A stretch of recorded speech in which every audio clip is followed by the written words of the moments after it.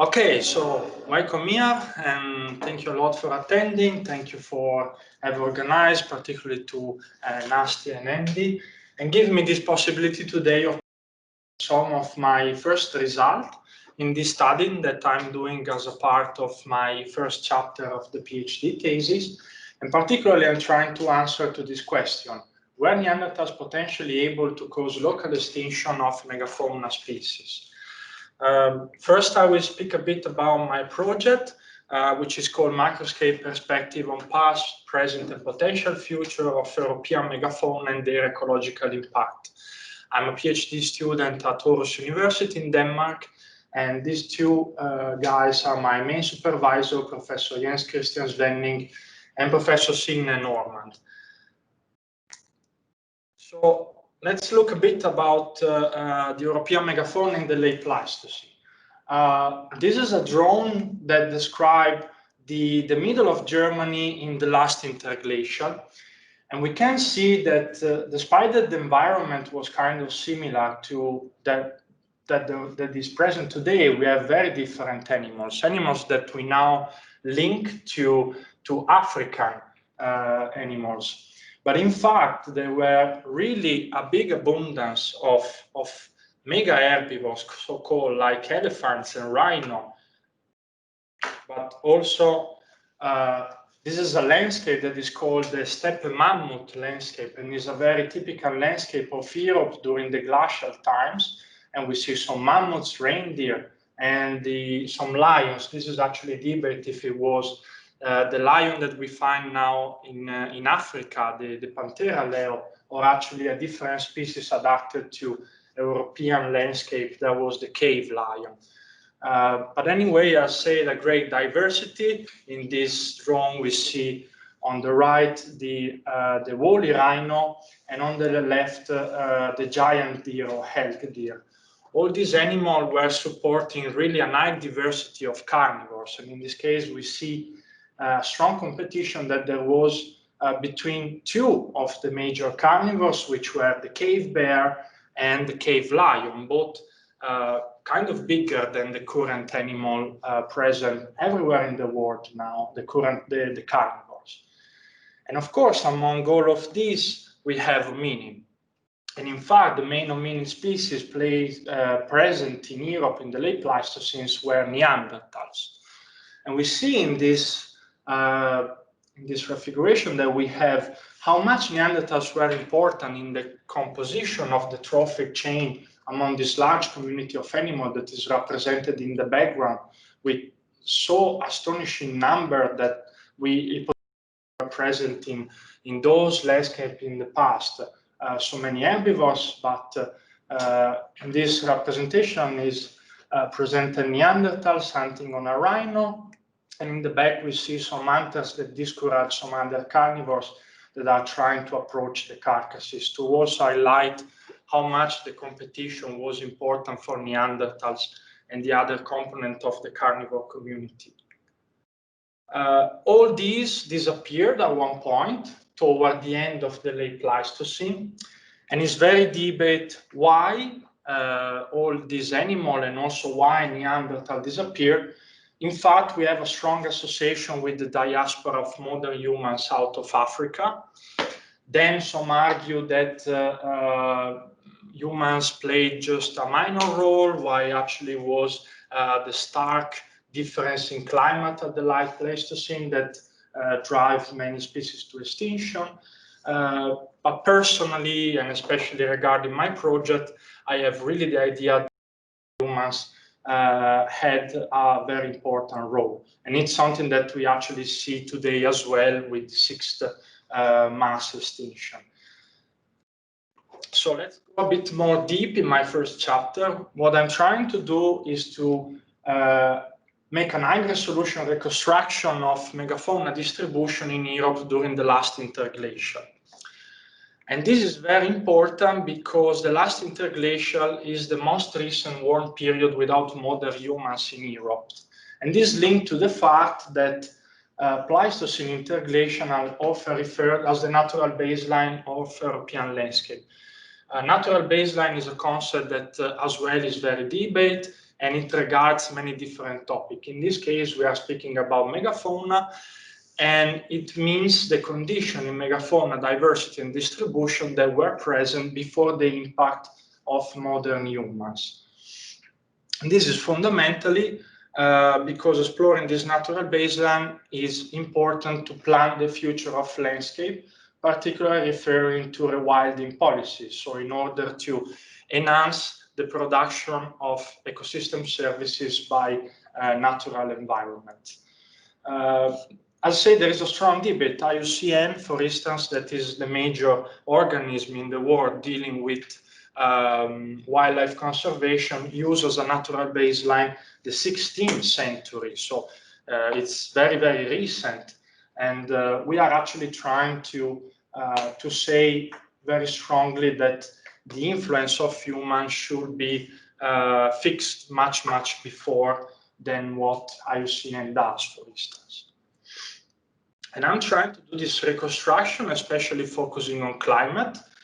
So I'm trying to model the distribution of the megafauna species using climatic variable.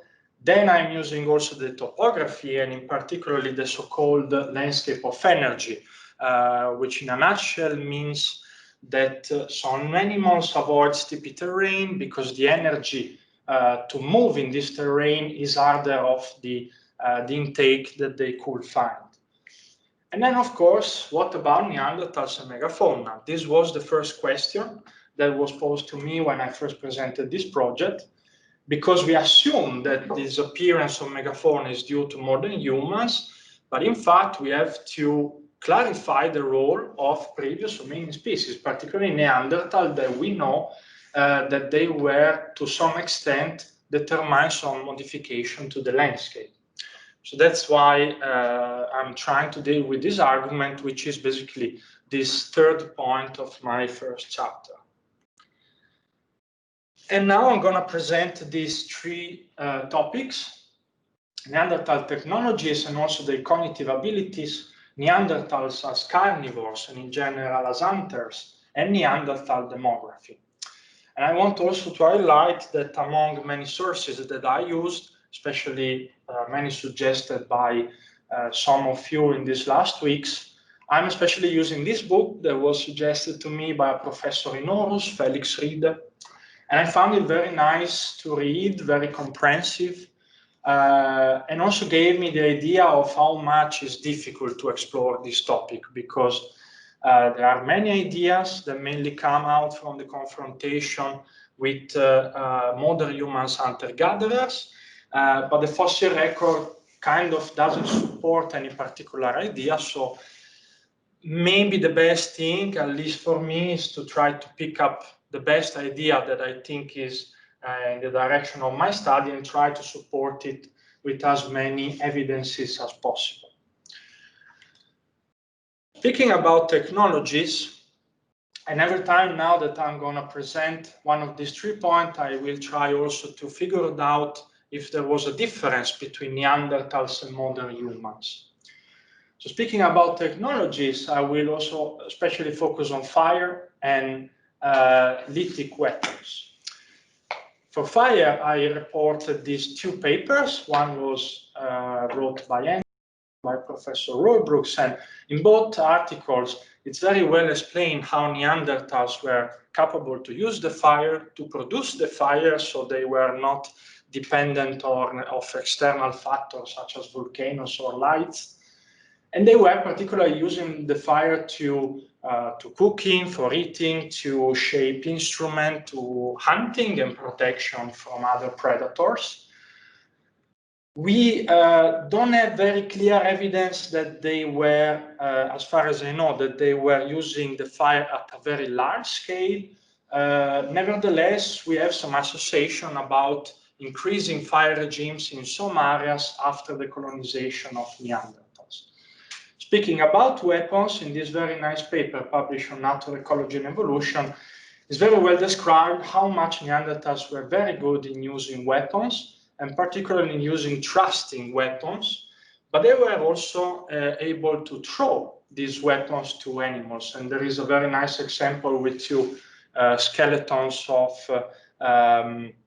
fallow deer with a hole in the back that is presumably caused by a spear that was thrown to them. In fact, all we see now, we see the same between Neanderthals and early Upper Paleolithic modern humans. So we have no argument to distinguish the Neanderthals from the modern humans in terms of technologies and in terms of cognitive abilities. So we cannot say that modern humans were superior in technology and cognitive abilities. The second point is Neanderthal as carnivores. This is a graph that was that is in Churchill's book, and it's very interesting because it compares for both male and females of Neanderthals in the left and modern humans in all the other steps in the graph.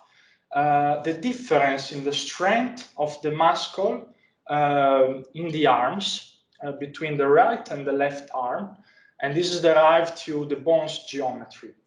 And it evidences how much there was a difference between the right and the left arm, which is the right one was presumed to be the arm giving the strength to the thrusting spear, while the left was driving the spear.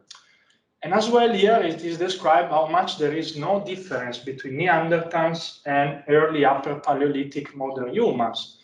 It means that even early Upper Paleolithic humans, as well as Neanderthals, were mainly relying on thrusting spears, while this changed after. So probably after it started to be a distance type of hunting, not a close range hunting, which would have required a lot of body fight with the prey species. We know that Neanderthals anyway have very strong bodies, and as well as other top carnivores, they were able to hunt very large prey, much larger than them. But we also found in the fossil records a lot of signals of injuries. And this is interpreted as the fact that all the hunting and all the competition in this tough environment where Neanderthals evolved was really making a lot of risk for the Neanderthal, and the life was really tough. That means that for some are theorizing that if there was an overexploitation of megafauna species, this was more on species that have a mid to high body weight, such as bison, such as aurochs, or red deer. Horses is another example. This is because these are species that provide a lot of food. They also live in groups, usually, but they are a bit less dangerous than mammoth, than elephants, than rhino, which of course were hunted, and were hunted a lot, especially rhino. There are many examples. But maybe as it was a bit more risky, they were not particularly targeted as the main prey species.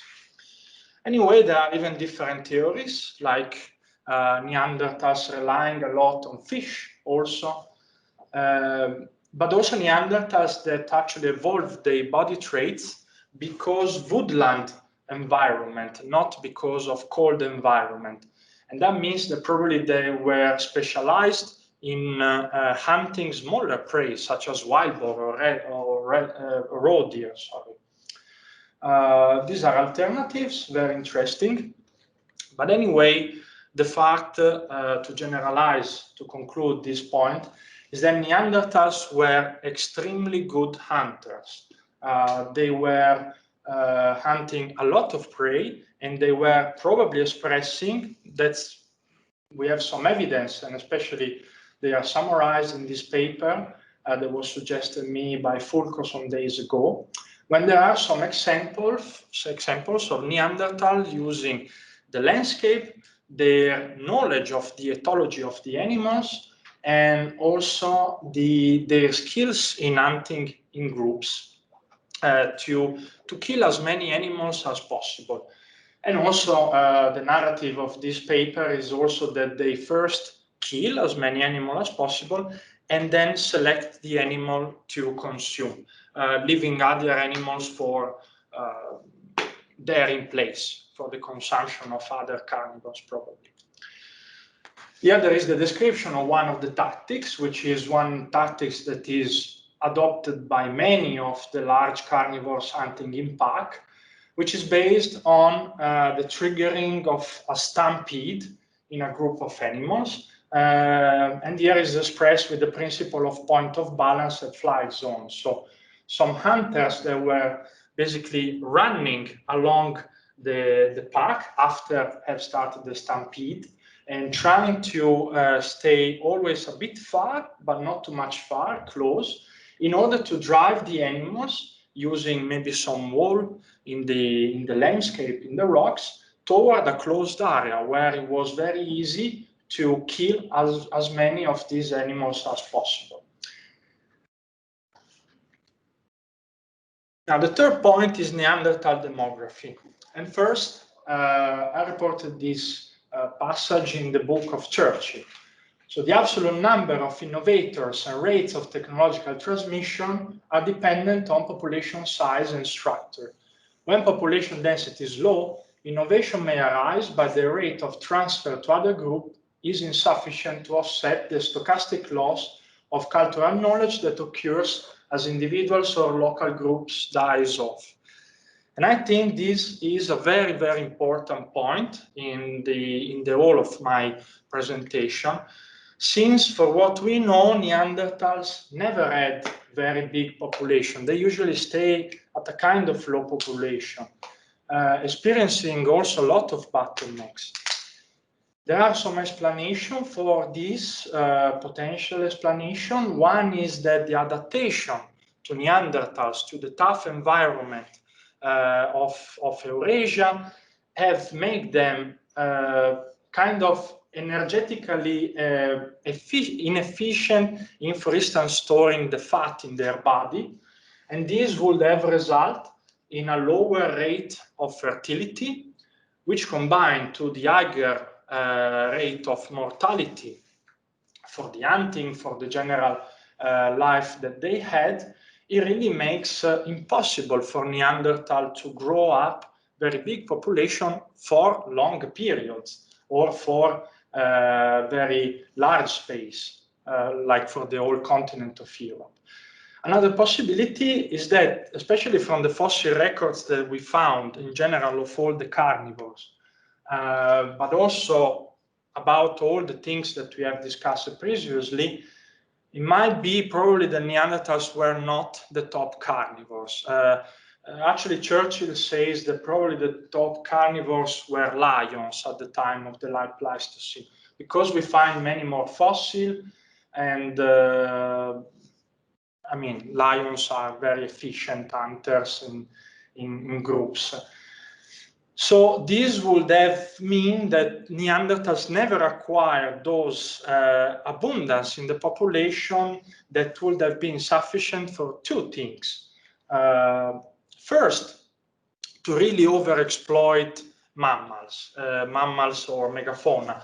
And in this paper that I'm reporting here, we have actually a very good comparison, because this is a paper that was done with an Holocene fossil record, so records coming from the last 12 or 15,000 years, more or less, that have been associated, the disappearance of this fossil, so the disappearance of these animals, were associated with the increase in the abundance of humans, with this linear relationship that we see in this graph.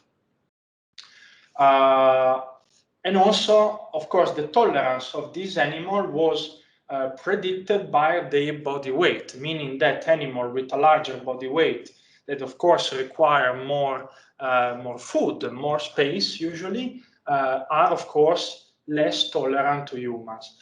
And in fact, now I'm trying to work on this, especially using this model that was done by Blas Benito and my supervisor Jens Christian Svedling, is a model of the habitat suitability of Neanderthals in Europe during the last interglacial, with green area as more suitable areas.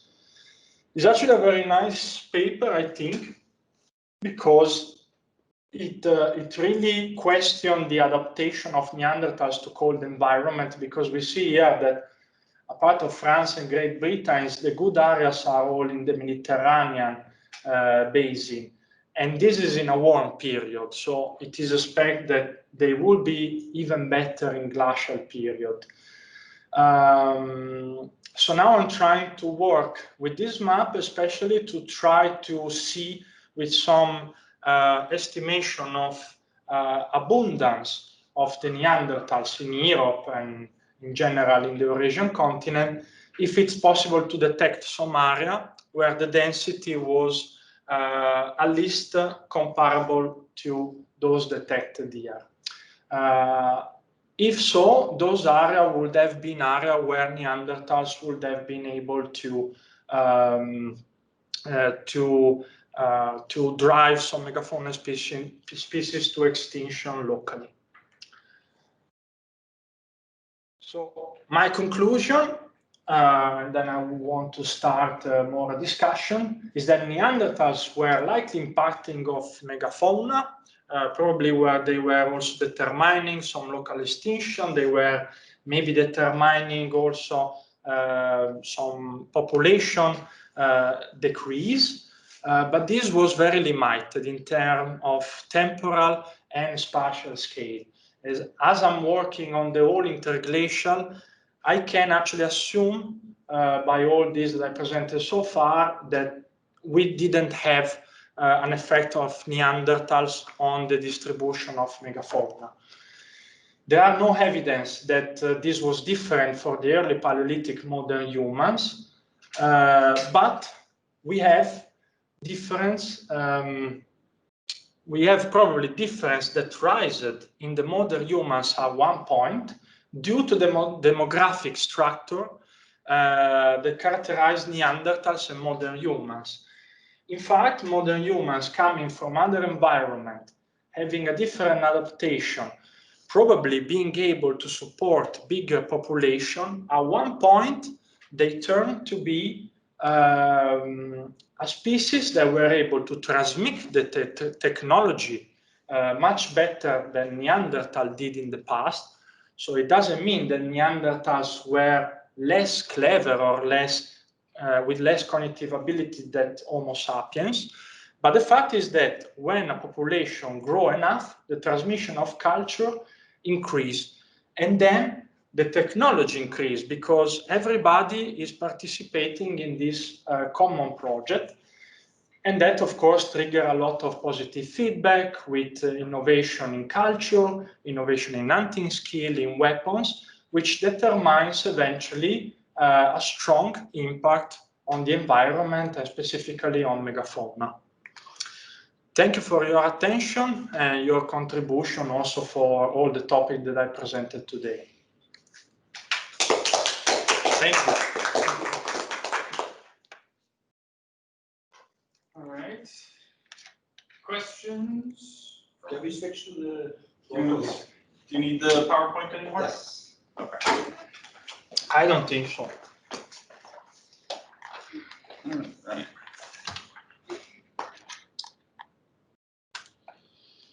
Is everybody still here? Hello? Everybody's sleeping. Oh, okay. Kathy's around. They're around. Hooray. Ah, well, cool. All right. So, questions, comments?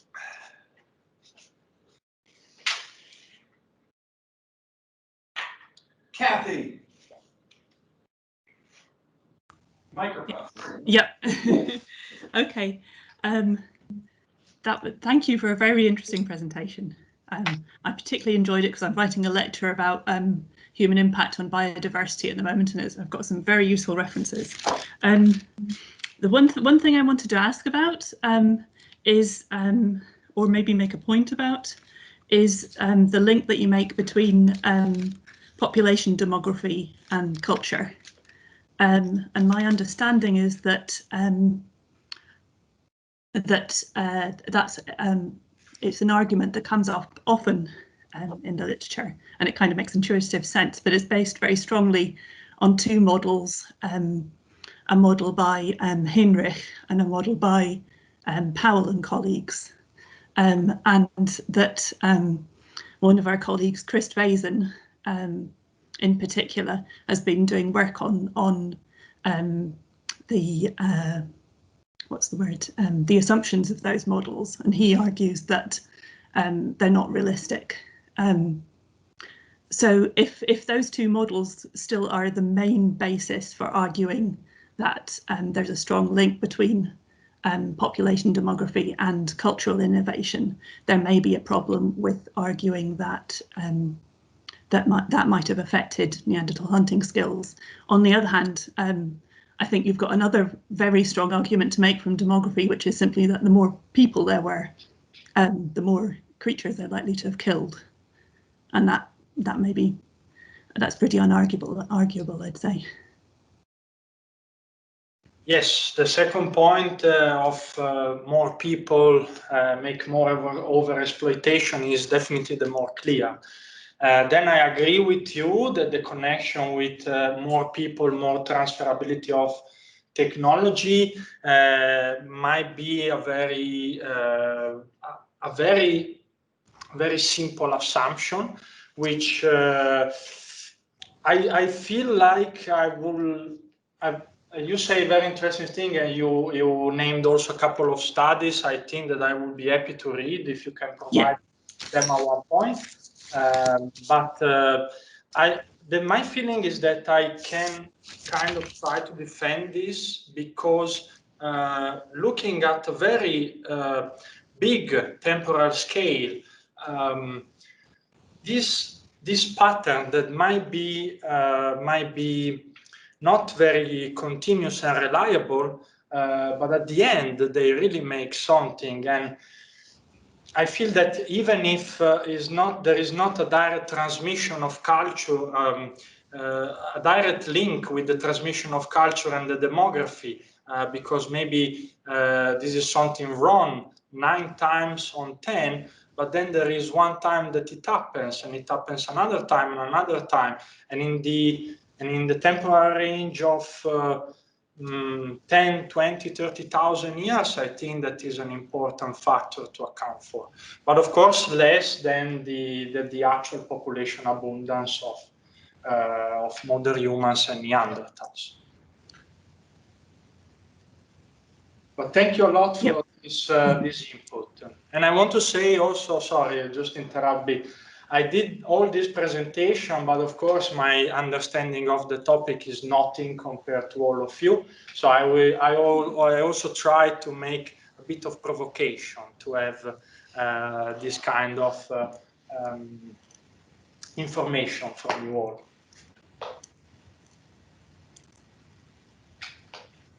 I have a question. Yes. So what do you think? What? What are you saying? Jan is asking a question now. Oh, is Jan asking a question? Let's Who wants to go first? All right, Jan, unmute yourself. You can talk. Yes, thank you, and Marco for a very clear talk. I have a question about the map, the model, Marco, that you, with the people in Aarhus, made for kind of calculating the habitat suitability for Neanderthals. Yes. On what kind of parameters is this model based? Why are certain areas green and others yellow or red? So what is behind the model? Yes. You want me to put it again, or? Yes, please. Okay. Let me see. I guess I have just to make the. So yeah, and then go. No, you want to go. Sorry.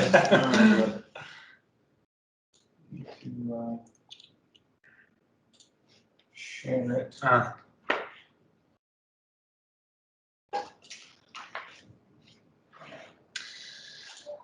Okay, so this. Thank you. So this model is based on climate and topography. The green areas, as said, are those very good. The yellow area kind of mid, but the scale is like there in the right bottom corner. And the red one are those with low habitat suitability. Right? First, the habitat suitability is a kind of measure of how much the landscape support the viability of a species in general. This is based on climate, actually bioclimatic variables, and the database is WorldClim. Now, WorldClim, I used as well these variables. I try to use them for this work that I'm doing now, and I must say that these variables are a bit odd. I don't like them so much. They derive from a study using the model of the extent of the ice sheet done in 2008, this study, or 2006. But actually they are a bit old. In fact, now I'm using climatic variables that derive from a brand new model that a climatic model in Amsterdam is providing me, and they are a bit different and more accurate. And the resolution of this map is at 5 kilometers. May I add something, Marco? Yes. Yes. The underlying data set for this is the presence of Neanderthals. So they put in locations where Neanderthals were found and derived from that a general suitability index for the whole of Europe. And Blas Benito actually did a really good job because he developed his own algorithms for this. And it's comparable to a tool like GARP or MaxEnt, but much more refined. So it's actually a very interesting result, but it's based on the occurrence of Neanderthals. Yeah, I totally forgot to mention that species distribution models like this one start, of course, from some occurrence points, and in this case, a collection of sites reliable attributed to the interglacial. And you are right, Fulco, Blaise did a very good job. This is like distribution modelings are the tool that I'm using the most in my PhD, even I'm learning, but he did a very good job using GLMs, I think, and it implied a very good algorithm with I don't remember in specific now, but also accounting for the setting of the models. And just presence points, not absence, because of course we cannot know the absence. So Marco, this is a model for the Eemian interglacial? Yes. Okay, and based also on a distribution map of Neanderthal fossils dating from the Eemian? That's the first source, as Fulco was saying, and my fault that I forgot to start from there. The first is presence data, so it's also not only fossils but also sites. Okay. Yes, site 33, I think, 33 or 34.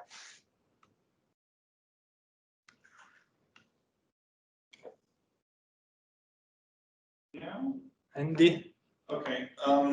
I was curious what your thoughts were on the role of climate in this whole extinction period of the megafauna and the Neanderthals. Yes. How that the arrival of Homo sapiens coincided with the very unstable climatic situation during MIS3 with lots of very quick shifts in warming and cooling periods.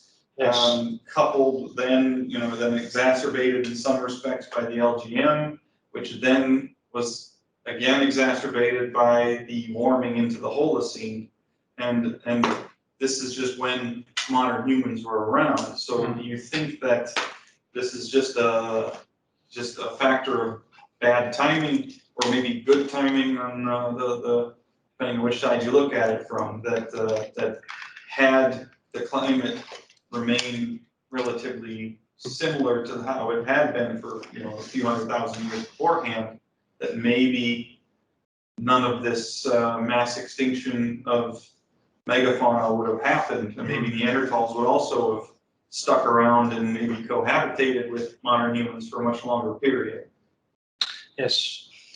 So, well, this is something that at one point I have to make a big discussion with my professor, because he's totally in the idea that modern humans have 100% determined the disappearance of all megafauna, so included also Neanderthals. My point of view, in my ignorance, is that it was a very interactive thing between the climate and the humans. The fact is that megafauna evolved for millions of years. And in these millions of years, especially in the Quaternary period, we know that there were stark differences in the climate. This will therefore sure cause some extinction as well, by just climatic factor. But I think a very important thing is that sometimes the climate can drive the species to a very low abundance, and to find just few refuges area. But then the species survive because the climate become again very suitable for them. But that's when humans arrived, I think. So I think the humans arrived in a moment where the climate was already challenging for many species, and just determined the extinction. Because the abundance of the population was probably already low. I think it's very clear the signal of the expansion of humans in Europe, but especially it's very clear in Oceania and in the Americas continents, the disappearance of megafauna after humans. And I think humans had really a major role. And as well, maybe that's something that I don't want to get into much, but had probably a major role also for the disappearance of Neanderthals. Maybe it was an indirect competition, maybe a direct one, maybe the spreading of diseases. But I mean, it's really clear how much the megafauna community as a whole was affected by humans to a certain degree. Thanks. You're welcome. Who else has questions? Anybody? Could we see the Neanderthal demography slide for a step? Oh, you're killing me, Remo. Yes. Sorry for that. Thank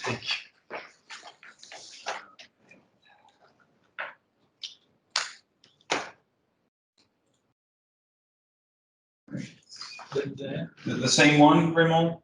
Still before this one, I think. Yeah, it's called the Neanderthal. That's it. Neanderthal. That's one. The last one. Neanderthal demography. Hold on. Coming on. There we go.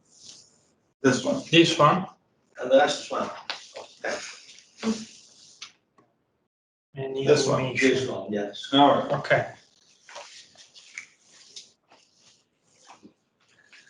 No, it's the other one. No, this, okay, this is okay. This, Yes, you're talking about cumulative technological evolution. yes, this is on the left-hand side. Yes. Is that some sort of evolutionary law that there should be technological evolution? Technology can be optimally adapted. Why shouldn't technology be adapted optimally? Yes. You mean that they were already adapted optimally to their environment? I'm not saying that. I'm just saying that why should there be cumulative technological evolution? Is that some evolutionary law that there should be changes in technology which are cumulative? Sounds like an underlying idea of progress or ascent to civilization. Yes. Which is, yeah, I understand. I think think other species, that's not the way we think about other species. So why would we give hominids special treatment in terms of supposing a development to some sort of present-day humans or something, as if that were an end point of evolution? If I understood well, I think I think maybe this is not a good wording. but this comes from Churchill, so you should blame him. No, but anyway, I think what is in this point is that it is maybe it's an anthropocentric view, but it's really part of us and the interaction between humans, or meaning in general, and the environment to accumulate advances in our possibility to interact with the environment. Can you specify that, for example, for the Middle Paleolithic, to see more clearly what you mean? Yes. What would that look like in the Middle Paleolithic? I think it means in the Middle Paleolithic it was kind of standard. There was no moving forward in the knowledge, but not because there was no thinking and no capability. Because one idea was very likely rising and dying inside a group, and it was not an innovation, because you're so preoccupied with cumulative progress and innovation. Is that a natural law? Is that an evolutionary law? Evolutionary, sorry? An evolutionary law? This is a very interesting argument. I think for There's humans... not much change in the Middle Paleolithic. No. It is what is specially called posterior, going back 200,000, 250,000 years. It's quite similar over more than 100,000 years. Yes. And in a sense, I think you could say that these hominins were very well adapted with having this technology. Yes. So where does this talk about accumulation and innovation come from? Is it something on your mind or on the mind of this Churchill? No, I think, I mean, I put this because I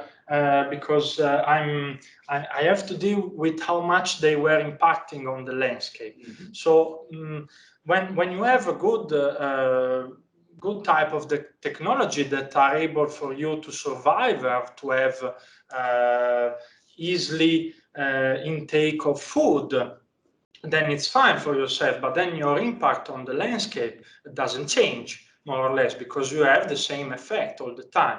If we want to look at the impact on the landscape and try to understand why this happened, we have to look at the accumulation of knowledge that made possible to have new technologies that have permitted more population abundance, because more possibility to take food, and then in turn determine a higher impact on the landscape.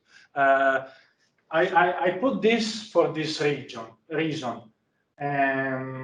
to highlight how much there is this positive feedback effect, while in the Mousterian culture associated to Neanderthal, we see that more or less from the beginning to the end there is some innovation, of course, but is at a very low rate that is very comparable to the one of the early Upper Paleolithic modern humans.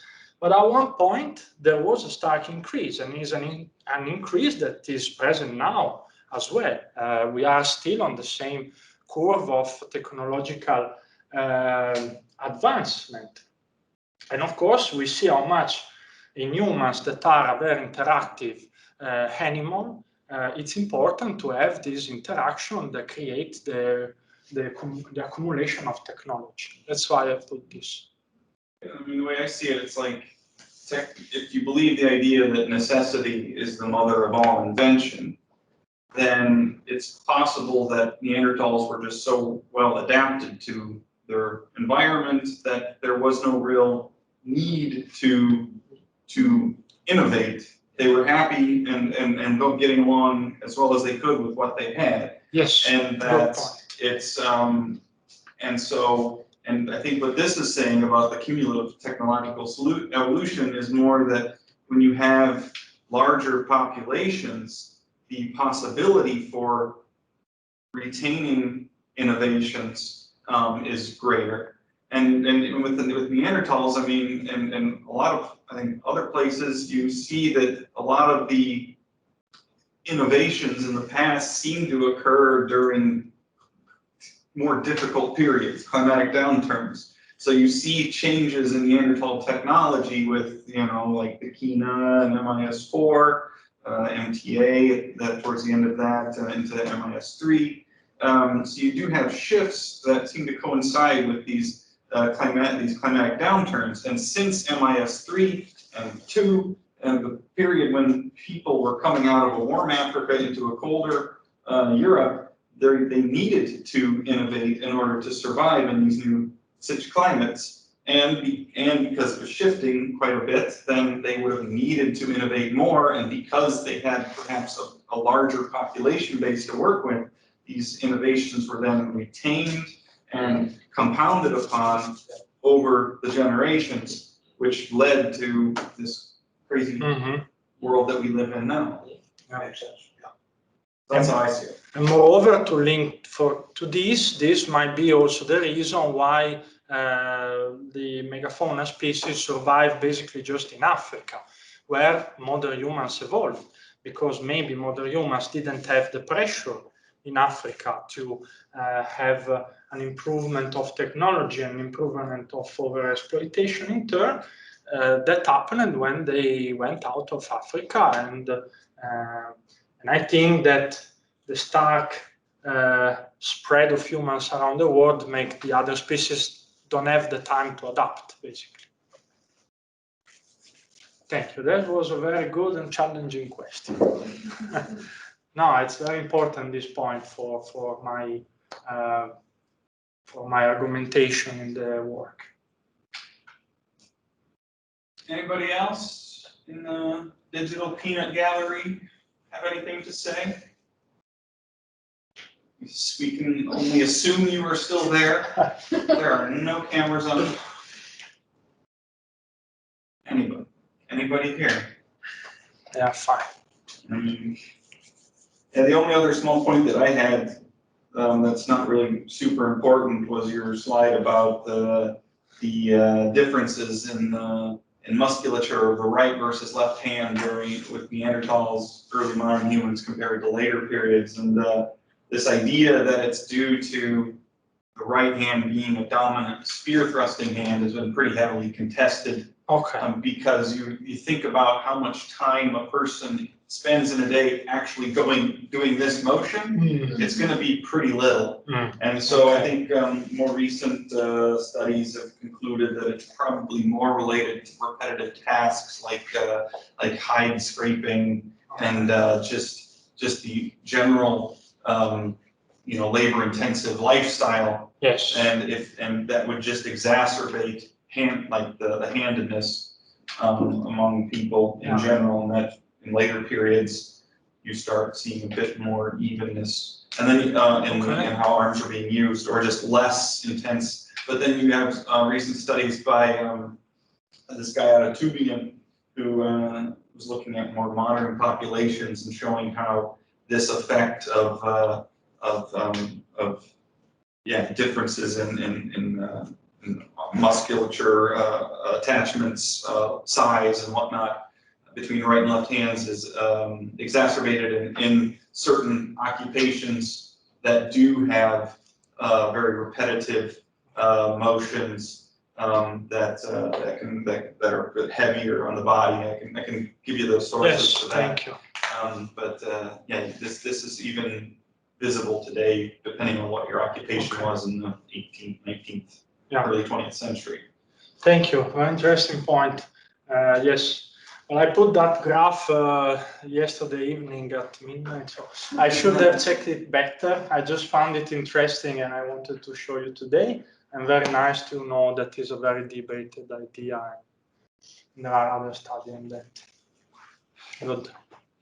Okay. I guess if there's nothing else, then I think we'll let everybody go. Yes. So thank you again to Marco. Thank you too. Thank you for everything.